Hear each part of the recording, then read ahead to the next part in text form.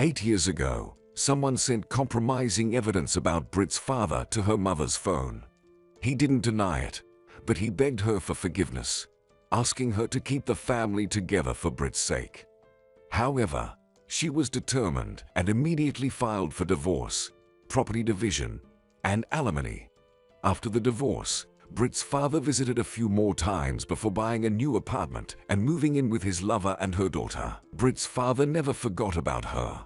He frequently visited, paid for her university education, and when Britt decided to get married, he gifted the young couple a 3-bedroom apartment. He also got his son-in-law a job at his company.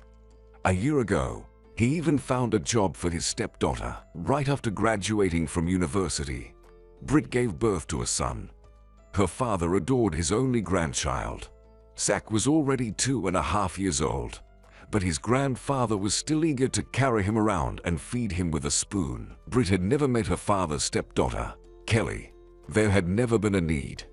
Today, distant relatives invited her and her husband to a Jubilee celebration. Britt didn't want to go since these were her father's relatives, and he had long since started a new family. But at the last moment, she agreed. It was only now that she realized she shouldn't have. Her father's stepdaughter clung to her husband all evening, and Roger, after having a few drinks, forgot about his wife and openly flirted with Kelly. She should have taken her husband home, but she had no desire to. A close friend had called her earlier to share some troubling news. "Britt, it's really none of my business, but I think you should know. If you're interested, I can send you photos of your husband. He booked a hotel room yesterday. It was registered under Kelly Baker, and your husband paid in cash. What they did there for 2.5 hours, I don't know, since we don't have cameras in the rooms." Kelly Baker was her father's stepdaughter. That evening, Roger had indeed been late coming home from work. Britt decided to verify the information before confronting Roger seriously. She planned to hire a private detective to follow her husband, but tonight made it clear that wasn't necessary. The sparks flying between Kelly and Roger were evident to everyone. "Well, here I am, sitting with you. If it makes you feel better, I'll sit here all night. You're in a bad mood and won't let me have fun. Fine, I'll sit next to you and drink vodka," Roger said sarcastically, downing another shot, openly staring at Kelly and refusing to back down. "Tonight, I won't kick you out, but tomorrow you'll pack your things and move in with your lover. Thank God she has her own apartment, so you have a place to go. One thing I don't get, if Kelly has her own apartment, why do you hide and book hotel rooms? Are you afraid some relatives might suddenly show up and catch you?" Britt retorted. Roger gave a strange smile and snorted irritably. "Don't you have anything better to do? Have you really stooped to spying on me? You're making up all this nonsense. It's laughable." Roger had this habit. Whenever she challenged him, he was ready to do anything to prove he was right. Britt didn't respond. She thought she knew her husband well, but today Roger shattered not only her heart, but also the pedestal she had placed him on, polishing it daily. "Let's go home," Britt said. Seeing her father leaving with his girlfriend, she waved to him. He gestured for her to call him tomorrow. Forcing a smile, Britt nodded. "Let's stay a little longer. At least another half hour," Roger replied, reaching for another drink. "Stop drinking. You're already slurring your words." It was disgusting to sit at the same table, watching Kelly devour her husband with her eyes while he played the hero. She wanted to slap him and work out, but she needed to see this play out to the end, so she wouldn't blame herself later for something that wasn't her fault. As soon as her father and his wife left the hall, Kelly instantly moved to the free seat next to Roger. "I'm telling you for the last time. Are you coming with me or staying?" Britt said again. "Aren't you tired of sitting at home? It's been almost 3 years since you've been on maternity leave. Child, house, kitchen, playground. I would have gone crazy with that routine. Take a break," Kelly said. Britt felt her heart race again. The last thing she needed was this upstart telling her how to live her life. "No one asked for your opinion. Are you following in your beloved mother's footsteps? trying to break up another family. Aren't there enough single men for you? Britt couldn't hold back. The music blared in the hall. Guests were starting to leave. There was no one around them, so they could say anything without being overheard. Maybe you made a mistake marrying the wrong man, Kelly said, placing a hand on Roger's shoulder. That's it, Britt said, standing up. Roger, are you coming home? To her surprise, Roger silently nodded, removed Kelly's hand, and began to get up. He reeked of alcohol. Britt used to accept her husband in any state, but tonight she looked at him with a storm of conflicting emotions inside her, a fear for her future that promised nothing good. I think I leave too, Kelly said, getting up. Britt wanted to grab the wretch by the arm and force her back into her seat. She was just like her mother. Her mother had orchestrated it so that Britt's mom found out about her father's affair. Then she sat back and waited for her moment. How disgusting they both were. Seeing a taxi outside the restaurant, Britt opened the door and got into the front seat. Roger was in no hurry to get in, saying goodbye to Kelly. She whispered something in his ear, then turned her head and met Britt's outraged gaze, loudly proclaiming for everyone to hear, "Maybe I want you to work me home. I'm afraid of the dark. Sister, will you let your husband go?" Roger tried to break away, but it was futile. He and Kelly started laughing. Britt could never have imagined finding herself in such a situation. She felt hysteria building inside her and took a deep breath to calm down. "Let's go. Aren't we waiting for the gentleman?" the taxi driver asked in surprise. "No," Britt replied. When she got home, Britt made herself some coffee. Something told her she wouldn't be sleeping tonight. It was 11 o'clock. She needed to talk to someone. After thinking for a moment, she decided to call her mother. "Mom, did I wake you? I wanted to ask about Zach." "No, I'm awake. I just put him to bed. He didn't want to sleep without you." She didn't want to upset her mother, but her voice trembled, and Britt was shaking. It felt like molten lava was running through her veins instead of blood. "Did you come home early?" her mother cautiously asked, sensing her mood. "Is everything okay?" Her head was splitting from the realization that her husband had humiliated her today, showing his complete indifference. "I came home alone. Roger stayed with Kelly. I think they're having an affair. They were exchanging glances all evening. And recently, a friend sent me photos of them checking into a hotel." There was silence on the other end of the line. Her mother had always defended Roger, saying he was the only breadwinner in the family, worked hard, and was often tired. She always told Britt she should surround him with warmth and attention. "How did he stay with Kelly? Did you leave him there alone?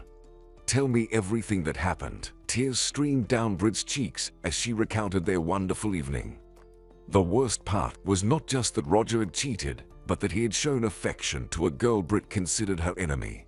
She never wanted to hear anything about Kelly's mother either. "Awful. Your father cheated on me back then, and now he's created the conditions for your husband to follow in his footsteps. He's going to hear from me. I'm not staying silent anymore. I'll call him right now. Honey, I'll call you back." As soon as her mother hung up, the front door opened, and her husband walked in. Britt's heart skipped a beat, and she felt like she couldn't breathe. It would have been better if he hadn't come home at all. His face showed no remorse, only hurt and irritation. "Britt, was it so hard to wait? I work with Kelly. I can't just ignore her." Roger wasn't planning to apologize. He had decided that the best defense was a good offense. "Go to bed. We'll talk tomorrow." Britt opened the closet, took out some bedding, and threw it on the couch. She had no intention of sharing a bed with her husband. Roger didn't argue. He silently undressed. As soon as he went into the bathroom, Britt's mother called again. "Honey, I gave that old scoundrel a piece of my mind. Your father said he's coming over right now. So, be prepared. I couldn't persuade him to wait until morning." Her mother paused. "Has Roger come home?" "Yes. He accused me of abandoning him. Apparently, I should have stayed and waited quietly while he and Kelly had their fun. Her mother sighed with relief. All right, honey, I'll wait for your call. I'm curious why your father is coming over at this hour. If he starts defending his stepdaughter, he can forget about visiting you. I won't forgive him. Make sure he knows that. Hearing the doorbell, Roger came out of the bedroom. Britt, sorry we came so late, but I couldn't wait until morning. Kelly followed her father into the apartment. Her eyes immediately locked onto Britt's displeased face. Britt felt a surge of anger. Her father, seeing Britt's confused expression, explained that they needed Kelly to get to the bottom of things. It was better to resolve everything he and now. Come in. Britt sighed heavily, inviting them all to the kitchen. I want to know what's going on, her father asked. Here's the proof. Your son-in-law and your stepdaughter booked a hotel room together. If you don't believe me, you can see for yourself. Britt sent her father the photos, clearly showing Roger and Kelly entering and then leaving the room together. And tonight, I saw it with my own eyes. Maybe you didn't notice, but I watched them all evening. Roger snorted, crossing his arms. He clearly didn't like any of this. Is this true? Her father looked at Roger. Getting no answer, he turned to Kelly. Dad, you went through all this mess yourself when you got involved with your lover. You should understand that a man and a woman don't book a hotel room to play chess. Besides, Kelly has a very good example right in front of her. Her mother broke up a family too. Tears threatened to spill, but Britt held them back, determined not to show her weakness.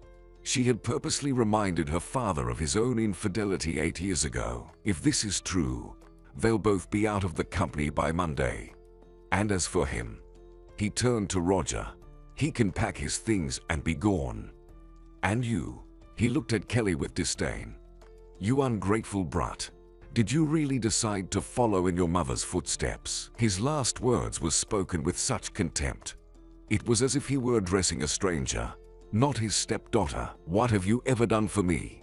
You gave Britt an apartment. You bought Britt a car. You always talk about how smart your grandson is. And Kelly, she doesn't need anything. She has an apartment, sure, but it's the old one her mother got after the divorce, and it's in terrible shape. How many times has Mom asked you to at least renovate it? But Kelly isn't Britt. She can tolerate it.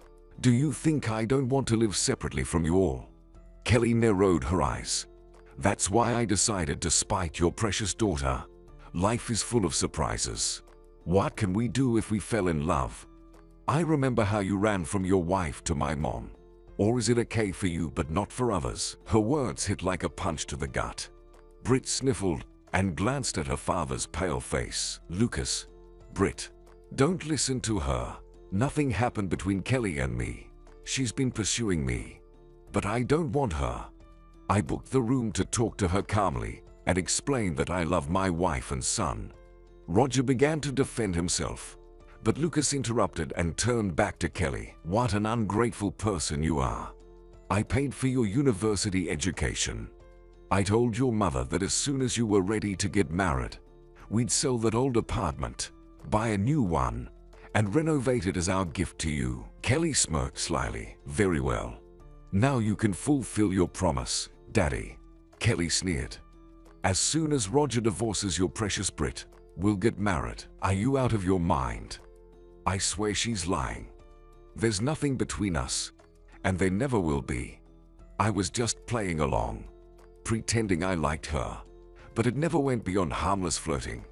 Roger shouted. It's too late. Roger, denying it is useless.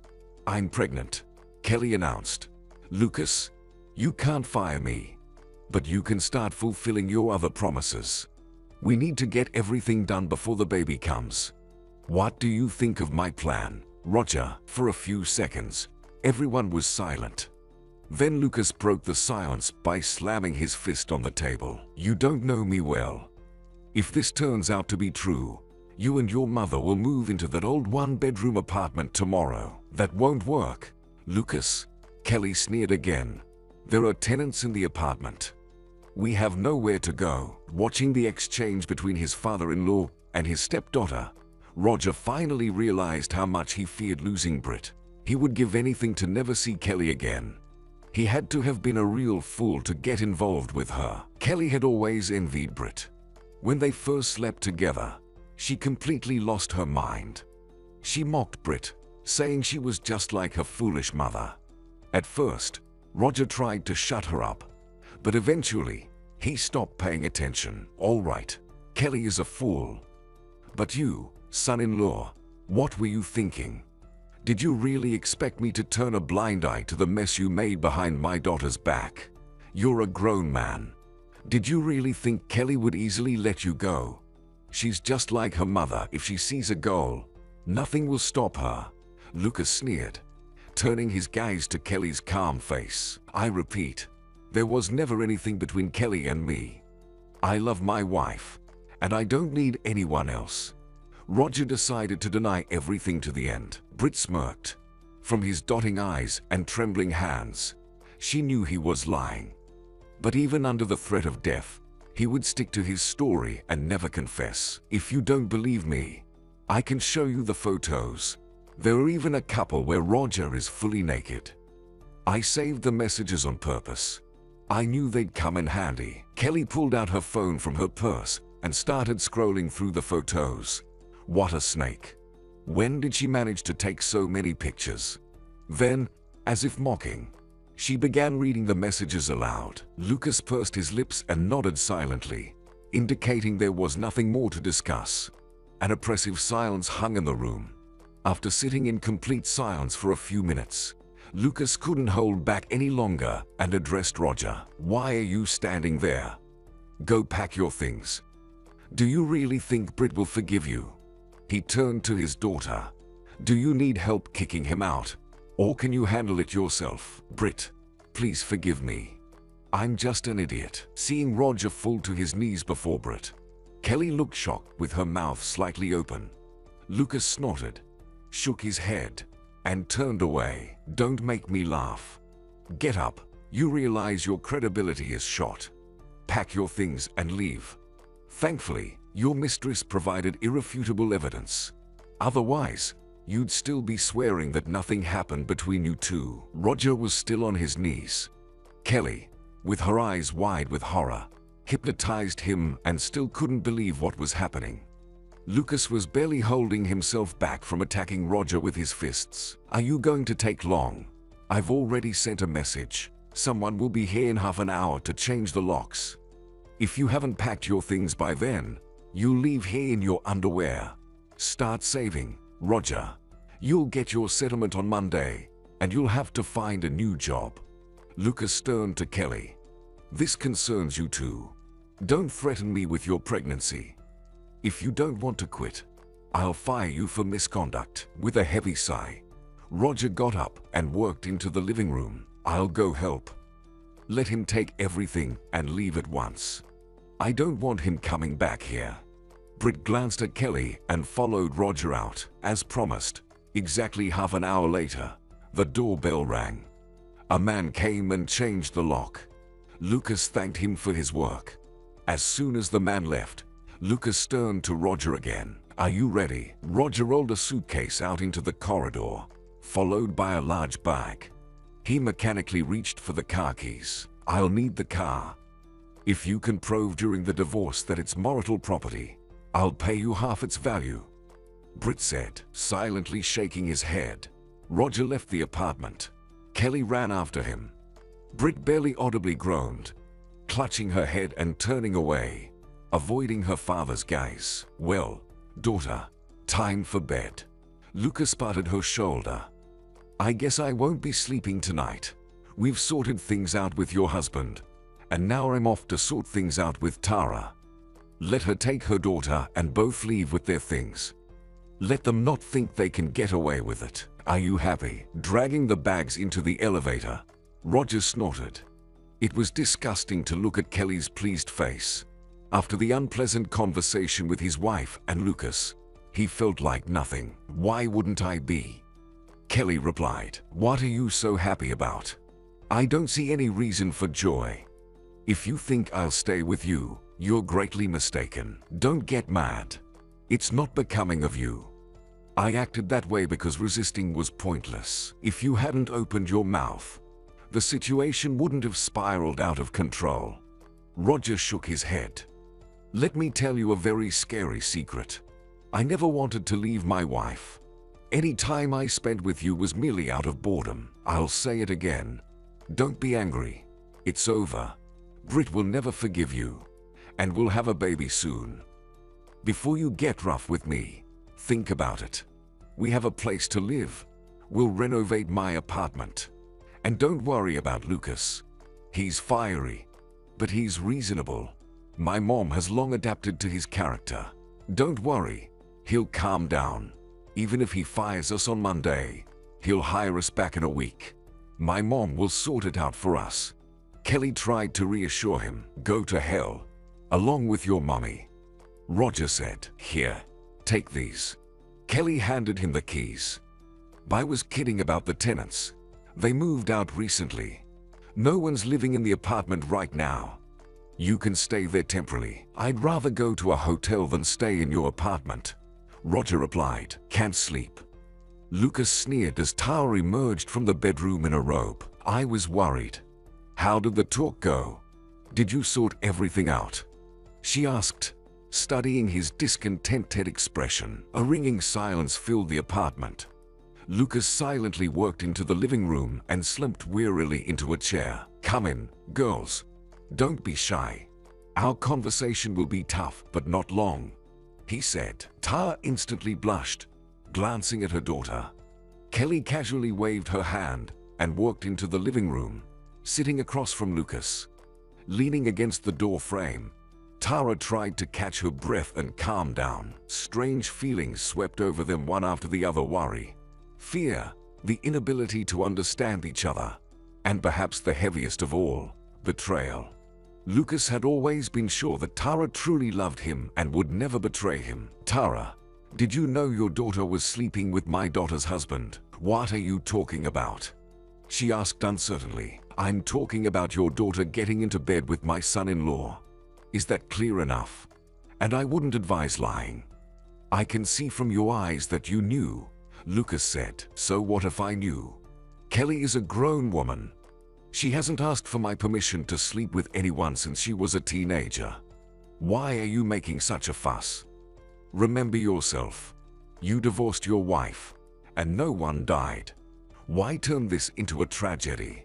They're young. They'll figure it out themselves. Tara yelled, pointing a finger at Kelly, gesturing for her to sit quietly and not interrupt. So you think nothing serious happened? Lucas smirked. I should have left you back then, but you begged for pity. And how did you repay me?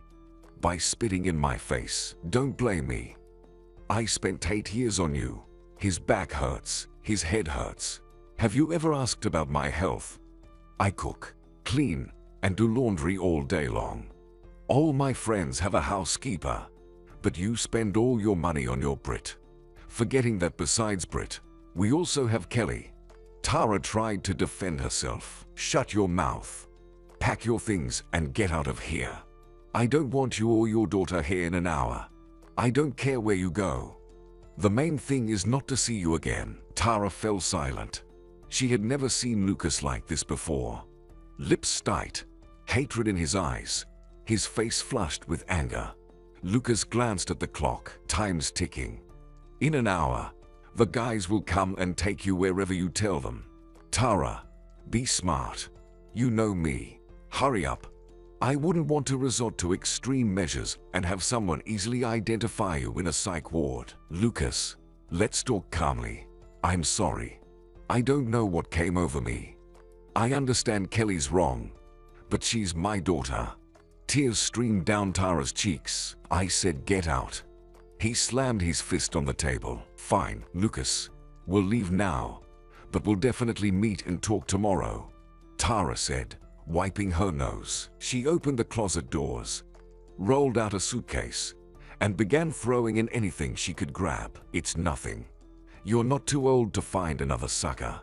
Lucas smirked, watching Tara close the suitcase while Kelly slung a gym bag over her shoulder and opened the front door. You'll regret this, Tara said. They looked at him like two predators, ready to pounce and engage in a duel at any moment.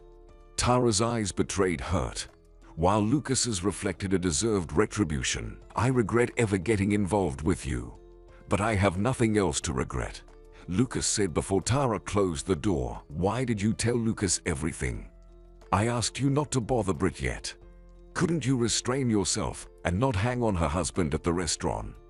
Tara said as soon as they stepped outside. As promised by Lucas, a car arrived exactly an hour later with two movers. Lucas apparently hoped they would pack all their belongings, but Tara was absolutely sure they would return soon and only gathered the essentials. What else could I do?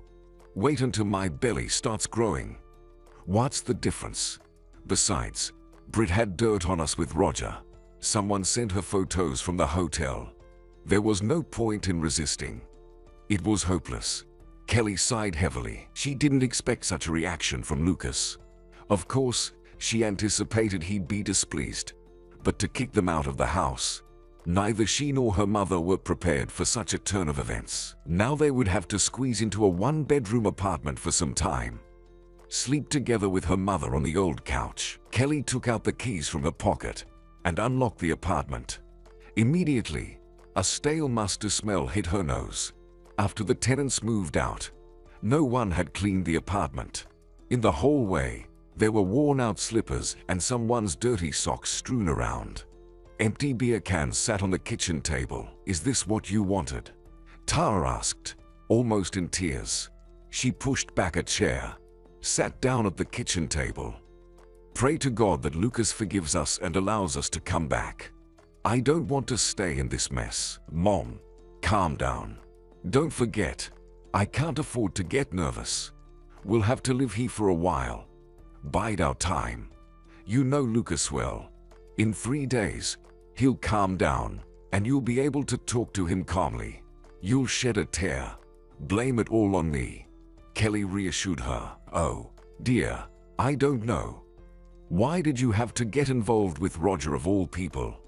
It's terrifying to think what will happen to us if Lucas doesn't forgive us. Tara said. All our hope lies with you, Mom. You'll have to try very hard and once again find your way into Lucas's heart with your keys. The situation is complicated, but I think it's fixable, Kelly said. Tara sighed heavily. There was no point in approaching Lucas today. Of course, she really wanted to talk to him or at least send a voice message. But Lucas had blocked her phone number and then invited a locksmith to change the locks on the front door. It was hard to accept how easily Lucas had kicked them out of the house. If they had been legally married, Lucas wouldn't have dared to treat them like this. How many times had she asked him to legalize their relationship? But he always had some excuse. Only towards morning did Brit manage to fall asleep. She called her mom and talked to her for a long time. At first, her mom was very upset, blaming her father. But then she calmed down a bit and even praised him for helping to kick out the shameless son-in-law and not defending Kelly. The apartment was filled with a ringing silence. As soon as Brit opened her eyes, her husband's face immediately came to mind. Her heart sank at the thought of having a serious conversation with her son today. Zach was still young, but he understood everything.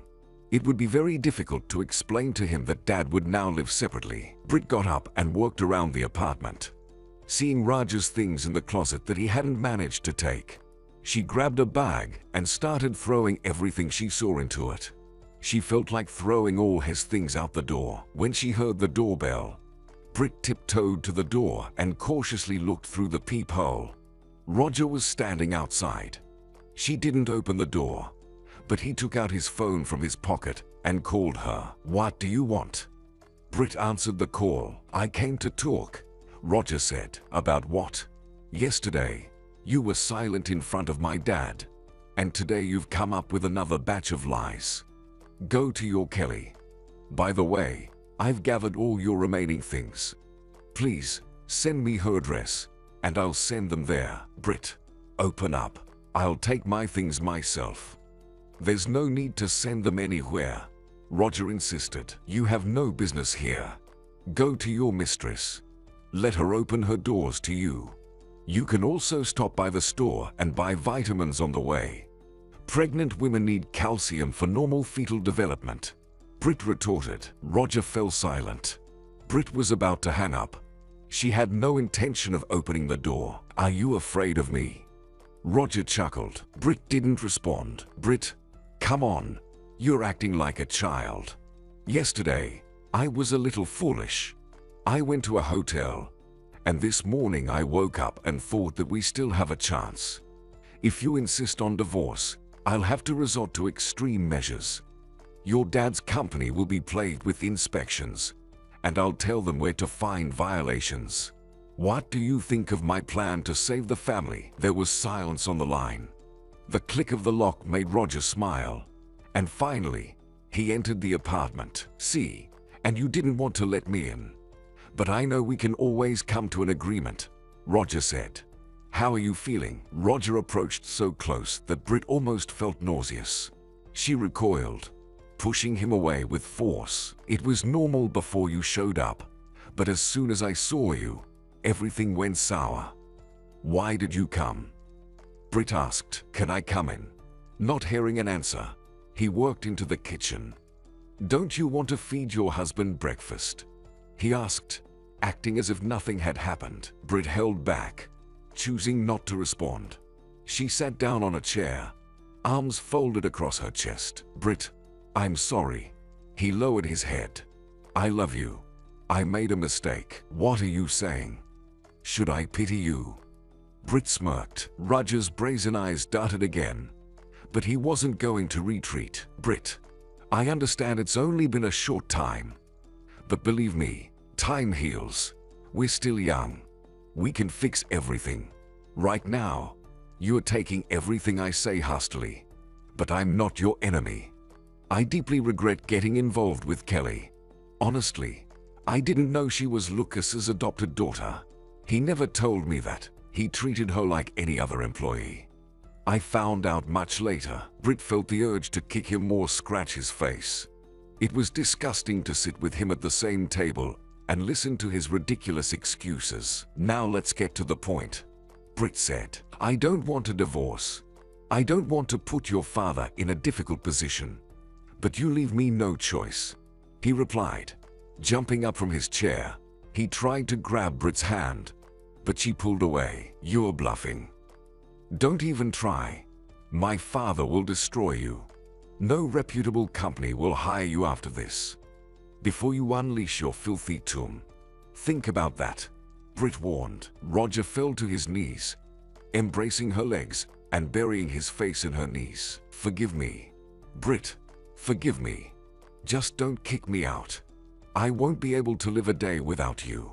I'll jump out the window or throw myself under a car if you make me leave. My death will be on your conscience. Britt smirked. Well, let him do whatever he wants. Roger completely failed to understand that nothing could be fixed anymore. If you're going to jump out of the window, please go higher, so it's fatal right away. I don't know about Kelly, but I'm warning you now that I won't deal with a disabled person. After yesterday's incident, I don't need you even healthy. Britt retorted. You're so cruel, Roger said. He got up from his knees, adjusted his pants, and turned on the kettle in complete silence. He opened the fridge, took out a jar of jam. Britt, I'm telling you again, it's all in your hands. If you haven't forgotten, I work in the analytics department, and I'm well aware of all your father's schemes. My knowledge is enough to bring hard times to Lucas's company. Roger sighed heavily. He tried to cover her hands with his palm again, but Britt didn't allow it. Any of his touches caused disgust in her soul. Britt, don't look at me like I'm worthless. Do you think I don't understand that you're hurt and upset? But believe me, I'm only doing this so you don't make a mistake. I'm sure that with time, everything will be fine, and we'll be together again. Give me a chance to make amends for my mistake. What about pregnant Kelly? What will you do with her? Britt jabbed. Don't worry about it. I'll handle Kelly myself. If she refuses to have an abortion, I'll slip her a pill. One of my acquaintances already used such a pill. It's 100% effective, Roger said calmly, as if they were discussing something trivial, not a child. Roger, leave. There's no future for us. If my father feared you, he wouldn't have fired you. I'm sure he's got everything under control. Even if you spill dirt on Dad, nothing will change. I can't live with you. No. Brit shook her head. It's not for me.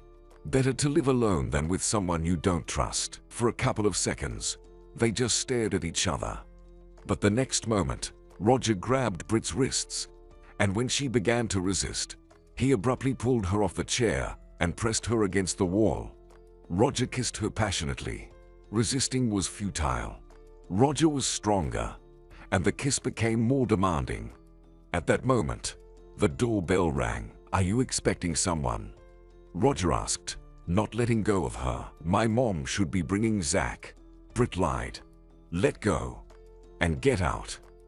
If you don't leave the apartment in 5 minutes, you'll never cross the threshold again. I promise you. Roger stepped aside, looking at Brit with a displeased gaze as if to make sure she wasn't joking. Ignoring his expression, Brit ran to the hallway and opened the door. Standing on the threshold was Tara, that same stunning blonde who 8 years ago boldly intruded into their family and took away their father. Good morning, Brit. May I come in? Tara asked cheerfully, holding a cake and smiling. What do you need? Brit asked coldly. Roger emerged into the hallway. Surprised, he hesitated.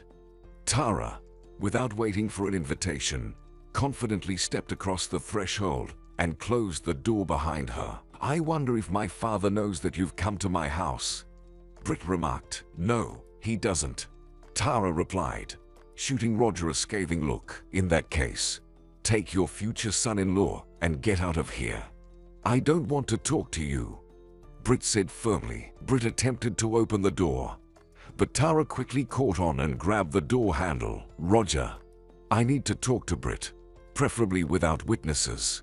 Could you leave us alone for just 20 minutes?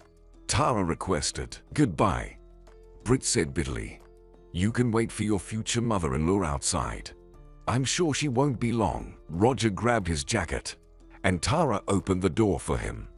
He finally crossed the threshold and left. While Tara closed the door behind him, Brit took the precaution of dialing her father's number and putting the phone in her pocket. Tara had spent the entire morning preparing herself for a difficult conversation with Brit. She hadn't slept all night. Anxiety about her own future, her daughter's future, mixed with worry, creating a stressful situation and preventing relaxation. Would you like some tea? Tara offered Brit the cake. We can do without a tea party. Speak your mind and leave, Brit retorted. Tara smiled, delicately placing the cake on the key shelf. Why are you so agitated? I've come to you in peace. Essentially, we're close people. Seeing Brit's surprised expression, she smiled again. The audacity of this woman knew no bounds. Her energy was infused with boldness and determination. Yes, Brit, I lived with your father for 8 years. And now, because of you, I have to participate in pointless family disputes just because Lucas's adopted daughter fell in love with your husband. It means you, Brit, didn't satisfy Roger well enough if he decided to seek love in my daughter's bed. Brit chose to remain silent. Each word felt like a blow to her temples. She stared at Tara with disgust, not intending to hide her revulsion. If you're done, goodbye, or rather, farewell, and try to forget this address. You're not welcome here, Brit said. Brit, you need to be wiser. Don't be angry with Roger, let alone Kelly. This is life. Let him go. They'll have a baby soon, Tara urged nervously. I'm not holding on to him. Take him. By the way, I forgot to give him his things. Brit gestured to the bags. All right, we've settled one question. It's good that you kicked out your husband, but now you need to talk to your father. Lucas kicked us out of the house, Tara sighed. And how is that my problem? Brit scoffed. Tara took her phone out of her purse, read the incoming message, smiled slightly, squinted, reread the text, then leisurely put the phone back into her bag. "All right, Britt. I'm also a mother, soon to be a grandmother. So I suggest you convince Lucas to marry me, and as a wedding gift, transfer the business to me. Just in case something happens to Lucas. I want to sleep peacefully in our apartment and not worry about my happy future." Tara continued. Seeing Britt's stunned face, she chuckled and went on. "At first, I wanted to arrange for you to be beaten up, but then I decided to show some mercy and leave you alone. You're a smart girl. I hope you can persuade your father to make the right choice. You are probably the only person Lucas listens to." A wave of primal fear ran down Britt's spine. She was about to take a step toward Tara and throw her out of the apartment. But Tara reached out her hand. "Don't rush to conclusions. Call your mom. She's so absent-minded. First, she missed her husband, and now she's running around the supermarket looking for her grandson. You can call her and warn her not to worry. If you want Zach to be safe, I advise you not to go to the police. Behave yourself, and nothing will happen to the child. Consult with your dad. Tell him I'm waiting for his call and ready to talk.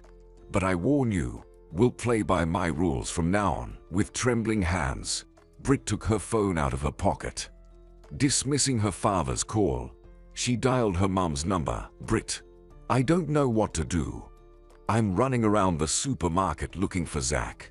I barely turned around, and this little rascal disappeared somewhere." Her mom's voice came breathlessly through the phone. While Britt was talking to her mom, she didn't notice Tara leaving the apartment. She needed to pull herself together and not fall into hysteria. Her hands, damp with sweat, clung to the phone. Her father's number lit up on the screen. "Dad, your Tara kidnapped Zach," she shouted. "I know. I heard everything." "Britt, give Tara the phone," he replied. "She's not here. While I was talking to Mom, she managed to leave." "Britt, get a grip. If a single hair falls from my grandson's head because of that scumbag, there will be nothing left of her. I'm on my way to the store now. I've already called your mom. She's contacted the supermarket administration. They're tracking Zach's movements on the cameras. Let's hope Tara is just bluffing. Stay home. Try not to occupy the phone for too long. As soon as the situation clears up, I'll call you immediately." Lucas declined the call. Again, the trembling that couldn't be suppressed. With wide eyes, Britt stared at one spot until her father's call rang again. "Britt, Zach really was kidnapped. Some guy took him out of the store. He put him in a car with dirty license plates and drove off in an unknown direction. We haven't informed the police yet. Your mom and I are on our way to Tara's. There's a neighbor on duty in Mom's apartment. Please stay home. Who knows what the kidnappers have in mind? Maybe they just want to scare us and will bring the child home. We can't rule out that possibility either." Wide-eyed, Britt pressed her palm to her lips. Her gaze locked on the framed photo of her son. Tears involuntarily streamed down her cheeks. "I should have recorded that scoundrel instead of calling Dad," Britt said. She dialed Roger's phone number. "You scoundrel. Villain. I hate you. It's all because of you. Go to hell with your Kelly." She began to scream. Roger asked her to explain what happened.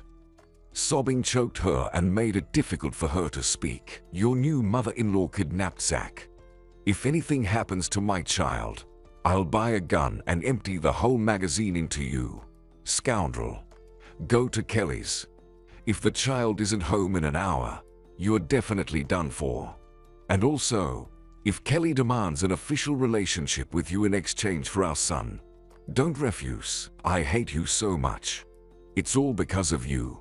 When we divorced, I shouldn't have let our daughter near you. I knew perfectly well what your mistress was like. I didn't want to disappoint you and tell you how she came to me then and tried to threaten me," Laura said, wiping away tears. "Why didn't you ever tell me about it?" Trying not to get distracted from driving, Lucas murmured barely audibly, watching as his ex-wife literally dialed Tara's phone number every 3 minutes. but hearing only the number you are calling is currently not available on the line because I couldn't bear to see you. Scoundrel. If anything happens to Zach, I'll curse you completely. You won't come near our daughter or grandson.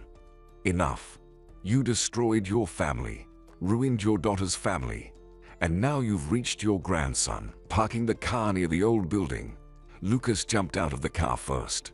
Laura rushed after him. Without waiting for the elevator, skipping over 2 steps, they reached the 4th floor in a matter of seconds. Nobody opened the doors for a long time. Lucas started knocking, shouting loudly for Tara to let them into the apartment. Then he started cursing, threatening to break down the door. Neighbors came out of their apartments onto the landing. What's all the yelling about? Tara asked irritably, swinging the door open, giving Laura a disdainful glance. Where's Zach? Lucas stormed into the apartment, grabbing Tara by the throat. Lucas, let her go. Let her tell us where our grandson is first. Then do whatever you want with her. Lucas released his grip. Tara began to cough. Lucas grabbed her by the collar, dragged her into the room, and threw her onto the couch. If you don't answer my question right now, I'll break your arm first, and then chop it off. Laura, go to the kitchen. There should be a small axe in the bottom right drawer. Laura rushed to the kitchen, pulled out the first drawer she saw, grabbed the axe, and brought it to the room. Lucas seized the axe, swung it with all his might. Tara tried to wrench her arm out of his strong grip, but Lucas pressed her down. I'm asking for the last time. I have nothing to lose. His ferocious face boded ill. If you lay a finger on me, you'll never see your grandson again. Tara screamed. You'll bleed until you tell me where my grandson is. Another swing of the axe. Laura closed her eyes. She had never seen Lucas like this. His face was fierce, his eyes furious. He confidently swung the axe again. There was a deafening scream from Tara, followed by a cry. Zach is with the neighbor. He's in apartment 32. Lucas lowered the axe, pulled out some tape from his pocket. He didn't even understand why he had taken it. He taped Tara's mouth shut, and together with Laura, they bound her hands and feet. Pray. If you lied, I'll definitely chop off all your limbs, Lucas said. Someone knocked on the door. Laura cautiously looked through the peephole. It's Roger. What if he's with them? She whispered quietly. Open it, Lucas commanded. Without a word, Roger and Laura went down to the 3rd floor and knocked on apartment 32. The door was opened by a young guy. Behind him stood Kelly. Lucas pushed the young man aside and entered the apartment. Zach ran out to meet him. Grandpa, Grandma, where have you been? Kelly bought me a big toy car. Let's go. I'll show you. Zach grabbed his grandmother's hand and dragged her into the room. Laura picked him up and kissed her grandson. Zach, ignoring his grandmother's tears, enthusiastically talked about his new friend. Lucas grabbed Kelly by the collar and dragged her into her apartment. The young man tried to defend her, but Laura stood in his way and explained what awaited them for kidnapping a child. You'll answer for everything. You wanted to take over the company. Laura, call the police. Let them sort it out. This trio will spend about 15 years behind bars for kidnapping a child. I won't rest until I put them there, Lucas shouted, dragging Kelly into the apartment. He threw her on the floor. You were lucky the child wasn't harmed, Lucas sneered contemptuously. Squatting down, grabbing Kelly by the chin, Laura took her grandson into the kitchen and left with him. Zach told his story about playing hide and seek, how he hid behind the chair, and they couldn't find him. Laura recorded a video of her grandson and sent it to Britt. Britt immediately called back. While they were talking, Roger, with Lucas' permission, released Tara. As soon as her mouth was untaped, Tara struggled to suppress the lump in her throat. For the first time, Lucas struck her. Hatred gleamed in his eyes, urging her to flee. We didn't do anything to the child. We just wanted to scare you a little. We could have reached an agreement peacefully. Why did you have to make this circus? Tara sighed heavily. "Shut your mouth." Lucas still couldn't shake off the shock. He grabbed her by the throat again. Kelly got scared and rushed to defend her mother. Without releasing Tara, Lucas pushed Kelly away. She lost her balance, but Roger caught her in time and casually threw her onto the couch. "Roger, why are you standing there? Stand up for Mom. Can't you see he's going to strangle her?" Kelly screamed. "He'll do the right thing," Roger said. "If you interfere with my son again, I'll strangle you myself." He slapped Kelly. She froze for a moment in surprise, then spat in his face. Roger wanted to slap her again, but Zach ran into the room, followed by Laura. "I called the police. They said they'll be here within an hour. Let them calm down a bit before the police arrive." Britt arrived at Kelly's house 40 minutes later. She looked around, but there was no police car in sight. Laura opened the door, and Zach darted out into the hallway.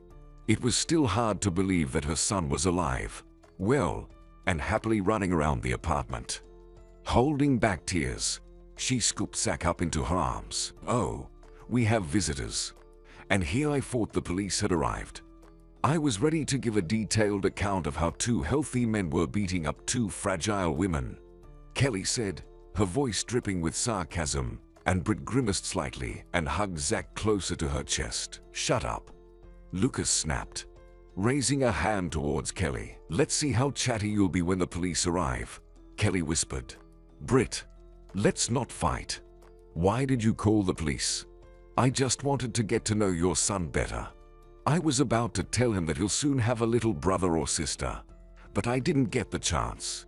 Your mother barged into my classmate's apartment like a fury, and what your dad did is simply shameful. Lucas urgently needs to see a psychologist and get his nerves sorted out. He has no control over himself whatsoever." Britt looked at Roger with a barely concealed smirk. He sat there, red-faced, barely able to contain himself. "What are you trying to achieve? I'm telling you straight away, I don't need your child. I have no intention of tying my life to yours. Look at yourself. Who needs you?" Roger retorted as Kelly attempted to approach him, but Roger casually pushed her away. The conversation was interrupted by a knock at the front door. Laura opened it, with Zach by her side. Police officers entered the apartment. Laura began recounting how she had lost her grandson at the supermarket. Kelly chimed in, wearing a smile as she explained that she wanted to teach the grandmother a lesson for neglecting her grandson while she was busy looking at bacon. After listening to everyone present, the police invited Gary, the neighbor, to speak. As soon as Zach saw him, he climbed onto Gary's lap. Gary began telling how he and Kelly had entered the store, saw Zach, and Kelly went to look for the grandmother while asking him to wait with the child. They couldn't find the grandmother, so they decided to take Zach home. "I can't listen to this nonsense anymore." Lucas couldn't contain himself. This was a genuine abduction. "I demand these three be detained pending further investigation. Can't you see their story is fake? A normal, sane person would have gone to the store's management, not taken the child." "Lucas, stop making things up. Nobody was planning to steal your grandson. You're just retaliating against my daughter because she got pregnant by your son-in-law." Tara frowned. The police officers were shocked by what was happening. They shook their heads, asking for silence. Laura, clutching her heart, begged for the most severe punishment for the dangerous criminals. Tara shouted that she had spent 8 years with Lucas and had the right to take her grandson for the weekend. Lucas barely restrained himself from attacking Tara again. Roger hurled insults at Kelly. Kelly and Tara tried to flirt with the police officers. Based on the statement, they, along with Gary, were detained and taken to the station for further investigation. After the police took Tara and her accomplices away, the mood immediately lifted. Now, they just needed to prove that Kelly and Tara had indeed intended to abduct Zach. Britt regretted not recording her conversation with Tara on her phone, but she found solace in the fact that there were security cameras in the building, and the store management would confirm that they had been searching for the child and broadcasting announcements. Roger's Monday morning began with a headache. He didn't want to think about how he spent the weekend. To fall asleep, he had to take tranquilizer pills. He couldn't wrap his head around how he would continue living. Roger didn't feel like going to work. His gut feeling told him there was nothing good waiting for him. However, a small hope lingered in his heart that Lucas would take pity on him and let him work at least for another 2 weeks. A lot could happen in 2 weeks. As soon as he entered his office, his secretary invited him to see Lucas. "You are still here. I thought you'd have the sense to go straight to HR and submit your resignation." Lucas jabbed. "Lucas, don't forget, I'm the sole breadwinner in the family," Roger replied. For some reason, he felt that Britt would reconsider and realize it wasn't worth ruining their family over Kelly. Besides, he had made it clear to everyone that Kelly meant nothing to him. But Zach needed a father. "You're not planning to be a bum, are you? Get a job at another company. You can go collect your things right now. I'm firing you without any notice." Lucas responded. "Wait, Lucas. Maybe Britt and I can reconcile. I'm not like you. I'm not backing down. You're the one who traded your wife for a mistress. But I'm not that stupid. I won't trade my Britt for anyone," Roger retorted, smirking. Lucas handed him a blank piece of paper. "Write your resignation letter. To save your precious time, I'll sign it right away. I'll make sure your settlement is transferred to you after lunch." After writing his resignation letter, Roger left the office. He received a message from Britt on his phone. He opened it with a pounding heart. "Soon you'll be free. I've filed for divorce. Let me know where I can send your things. They annoy me. Just don't come yourself. I don't want to see you." A week passed. Tonight, Britt allowed Roger to come over. He had been calling and sending tearful messages all week, begging to see his son. Britt understood that despite her husband's lack of love for her, he wasn't the worst father, and she had no right to deny Zach the chance to see his dad. On Tuesday, Britt was summoned to the investigator. After telling the investigator about her conversation with Tara, Britt inquired about the progress of the investigation. It turned out that Tara had changed her testimony and taken all the blame upon herself. She claimed she had come to talk to her boyfriend's daughter, asking Britt to put in a good word for her.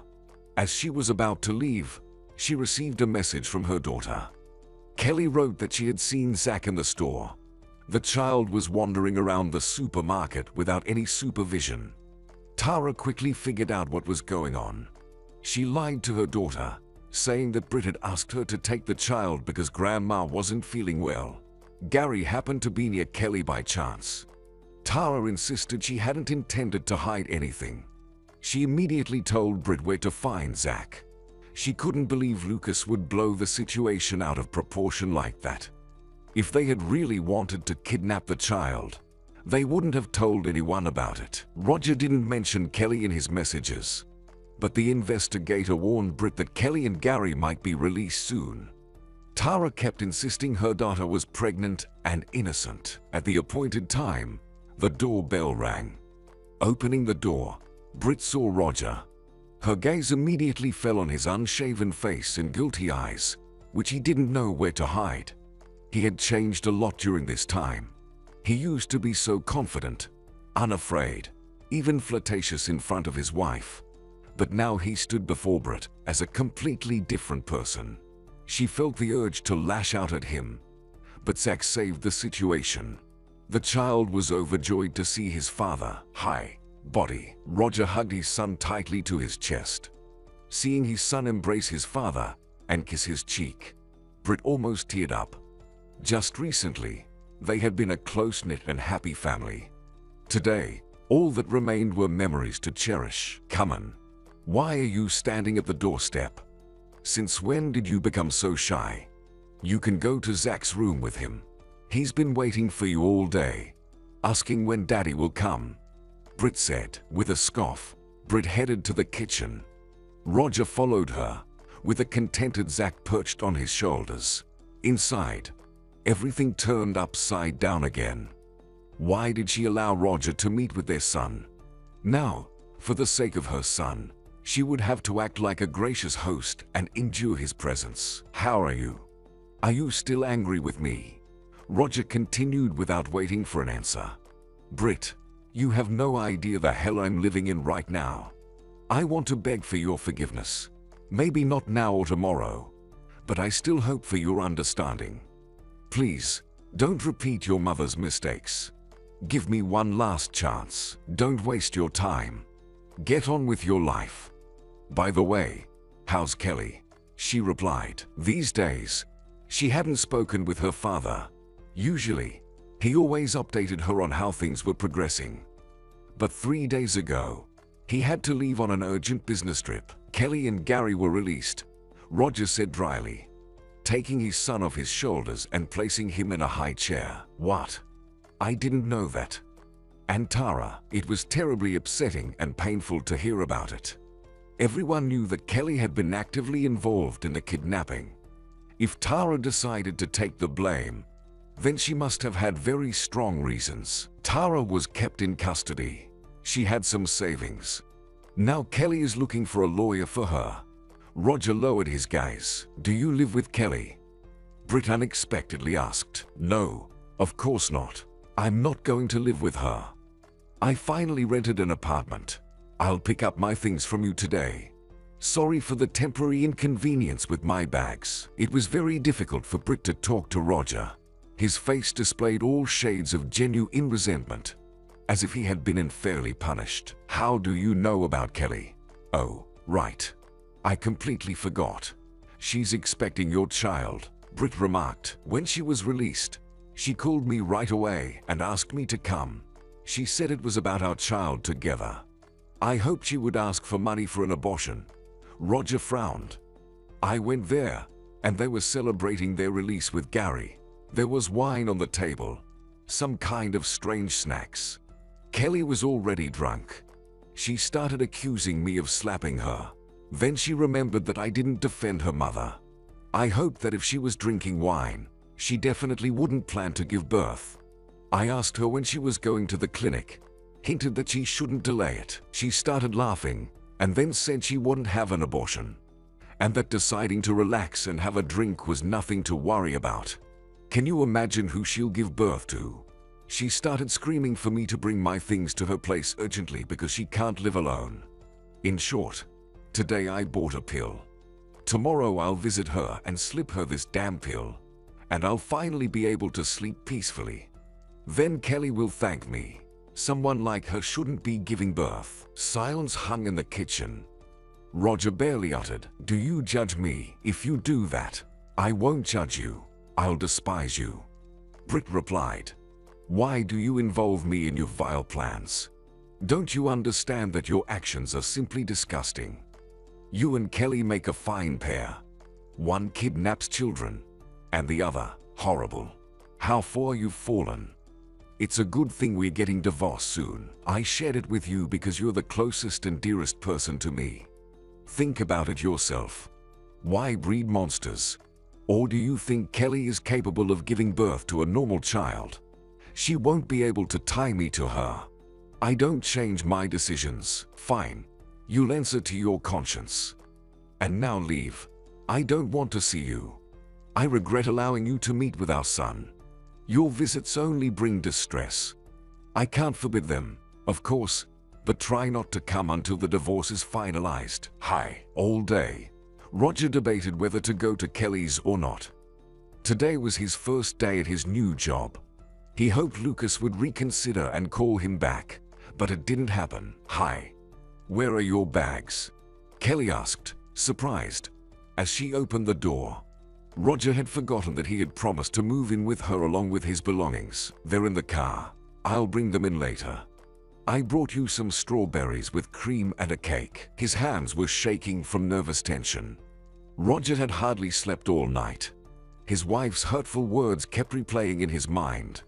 Every time he closed his eyes, Brit's stunned face appeared before him. There was even a moment when he wanted to abandon his plan, but ultimately common sense prevailed. Roger stepped into the kitchen. When he saw Gary sitting at the table, he paused for a moment. Gary seemed to be spending more and more time at Kelly's apartment lately. Or maybe he wasn't leaving at all. "Hey." Roger extended his hand. Gary responded to the greeting and took another glass from the cabinet. Only now did Roger notice a bottle of red wine and a cheese platter on the table. "Are you still celebrating your release? Kelly, haven't you forgotten that pregnant women shouldn't drink?" Roger tried to speak calmly, but inside, anger was coiling up into one huge knot. Were they drinking alcohol for days on end? "Everything's under control," Kelly replied. Only now did Roger notice Kelly's speech starting to slur again. "I hired a lawyer for my mom today, and Gary just came over after work," Kelly explained. "I see," Roger said and turned to Gary. "Gary, could you leave Kelly and me alone? We need to talk, preferably without any witnesses." "No," Kelly answered instead of him. "Gary isn't going anywhere. And if you're hoping to slip me those pills to induce a miscarriage, you're out of luck. Your Brit called me last night and spilled everything." Kelly smirked, glancing at Roger's bewildered face, while Gary silently clenched his fists. "Think before you speak. What does Brit have to do with this?" Roger asked, sincerely hoping that Kelly was just messing with him. "I'm saying what I mean. And what are you thinking you're doing? If we find those pills on you, I'll file a police report." Kelly fetched some tape from the drawer and handed it to Gary. "Are you giving them up or not?" Roger glanced sideways at Gary. This couple had prepared well for his arrival. "Kelly, I'm tired of arguing with you. Let's talk normally. A child should be wanted by both parents. But what do we have here? I've told you many times that I don't want this child. Look at yourself. Instead of cleaning up the apartment, you're sitting at the table drinking wine. What children are we talking about? If you don't want to take the pill, it's not too late to have an abortion. I'll cover all the expenses." Kelly reached out her hand. "Give me the pill. I'll feel much better having it." Roger pulled the pill out of his side pocket and handed it to Kelly. "You're a fool. I'm trying for your sake. Where will you bring up the child?" "Here, in this apartment, so the baby can suffocate from the stench and dirt." Roger glanced around the kitchen. "Gary, did you record his monologue?" Gary turned off his phone and shook his head. "Well done. I always knew I could rely on you." Roger shook his head with a wry smile and closed his eyes. "Roger, you've said enough here," Kelly said, taking Gary's phone and playing back the video. Roger couldn't tear his eyes away from the screen, watching himself from the outside. "If you don't want me to file a police report, you only have one way out. Let's get back at Lucas. You bragged to me before that you had dirt on him. I won't rest until I get back at him. He has to pay for everything." Roger's eyes widened. He looked at Kelly, confused, not fully understanding what she wanted from him. "I won't do that. Think about it. Where's Lucas? And where are we? If you want trouble again, you can go ahead. But I'm not going to get involved with Lucas, especially since he's my wife's father. And I'm not divorcing Brit." "What if I make you an offer you can't refuse?" Kelly said, smirking. "Stop speaking in riddles. Just tell me what you've come up with this time," Roger said. He smirked again, marveling at the audacity of the woman he had recently considered intelligent and beautiful. And today, looking at Kelly's drunken face, he couldn't understand what had once attracted him to her. "I'll only have an abortion if you help me get back at Lucas. But if you refuse, I'll give birth and give the child to you. Do as you wish," Kelly said. "I have the impression that you're leading me on. Besides the test you could have found near the trash can, I haven't seen any other evidence," Roger replied, not taking his eyes off her surprised face. "Darling, can you at least be yourself now and not pretend that I'm indifferent to you? During the time we've been together, I've studied you well and see that you can't admit obvious things. You should have left your Brit long ago and come to me. While your wife knew nothing, you were texting, arranging meetings. And now, what's changed? I'll never believe that love can fade so quickly." Kelly said. Who asked you to spill everything? You've only made things worse for everyone. Roger grumbled discontentedly. Suddenly, Kelly's phone rang. Hello. Kelly answered without even looking at the screen. Oh, really? Thanks for the good news. We should meet, have a drink together sometime. Thanks again. Ending the call, Kelly smiled. Monica just called me. She said Lucas returned from his business trip today. He came to work after lunch, but by evening, he felt unwell, and they took him to the hospital. She was talking to his secretary, who said the boss is currently in intensive care. Heart attack. Kelly smirked. There was so much venom in her voice that it was hard to believe they had lived with Lucas under the same roof for 8 years. She said something else, but Roger wasn't listening anymore. The thought immediately flashed through his mind. He must call and support Britt, offer her his help, and perhaps their shared grief will unite them. So, Gary, can you find someone who can easily open Lucas's apartment for me? Kelly said. I urgently need to get some of my personal belongings. I didn't think Lucas would end up in the hospital. I only took the essentials with me. I see you can't live without adventures. Roger sneered. What's the problem? I'm actually registered there. I have the right to be in the apartment, and no one can reproach me for it. There's a safe in the apartment. I'm sure I can easily guess the code. It's definitely going to be a combination of numbers related to his daughter's or grandson's birthday. So, Roger, if you want to live peacefully, write down the birth dates on a piece of paper. And just in case, write down the birth date of your mother-in-law. I think he still hasn't forgotten his Laura. Roger widened his eyes in disbelief. I think it's time for you to be sent to a psychiatric hospital. I'm not going to write anything for you. And I warn you, I'm not going to cover for anyone. Roger retorted. And if I take the pill you brought right now? Kelly asked, a sly smile playing on her lips. Roger hesitated slightly, looking at Kelly. I agree. Go ahead and take it. Kelly took out the pill, poured some water into a glass, and without blinking, swallowed the pill and washed it down. Now it's your turn, she said to Roger. To put my mind at ease, let's wait for 30 minutes. Otherwise, I'll write, and you'll just put 2 fingers in your mouth and then start blackmailing me again. I don't want to take any risks, Roger said. A shiver ran down his spine at the mere thought of what would happen if Britt found out that he was involved in the burglary of her father's apartment with Kelly. He didn't want to get involved in this adventure, but there was no other choice. And if the numbers don't work? Roger asked, smirking. I'll buy the exact same safe. Take the old one and put the new one in its place. I'm sure there's a lot of interesting stuff in the safe, Kelly replied. After giving Kelly the information she was interested in, Roger stood up, no longer wanting to talk to them.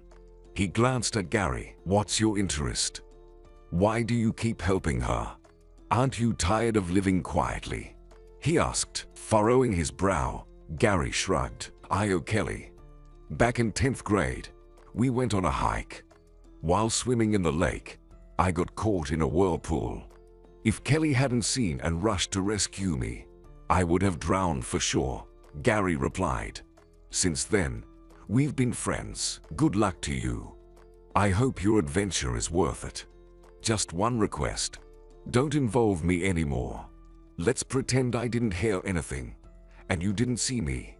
Agreed, Roger said. When I become rich, you'll come running to me yourself, Kelly said and waved her hand. Roger hurried out onto the street.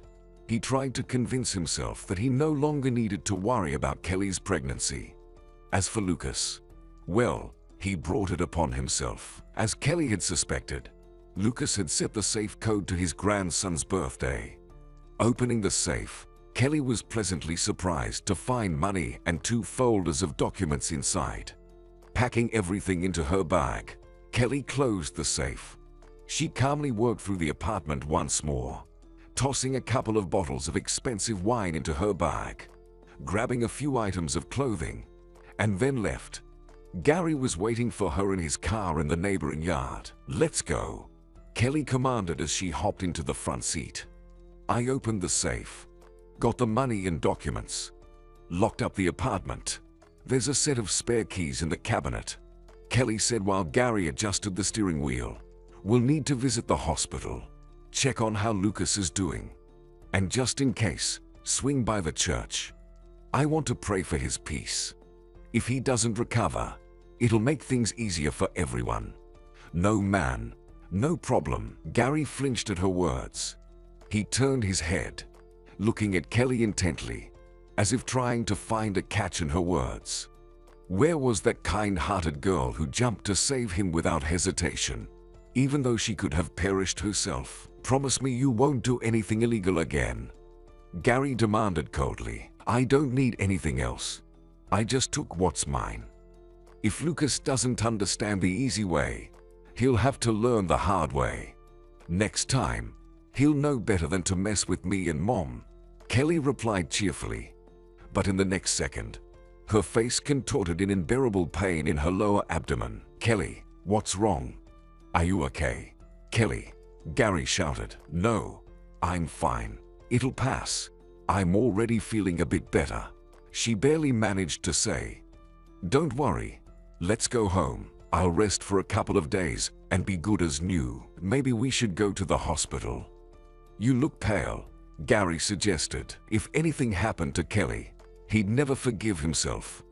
After all, he had proposed to her, suggested leaving her Roger, and the child wasn't a problem. He would have adopted him. Which hospital? Gary, let's just go home, Kelly replied after catching her breath. Nothing to worry about now that she had the money. The main thing was to restore her shaken health first, then get her mom released. And when her mom was free, they would figure out how to move forward together. If you feel unwell, call me anytime, Gary insisted. Pulling into the yard, Gary searched for a parking spot. After turning off the car, he looked at Kelly again. She rolled her eyes in pain, opened her mouth, and took a deep breath. Kelly, let's call an ambulance.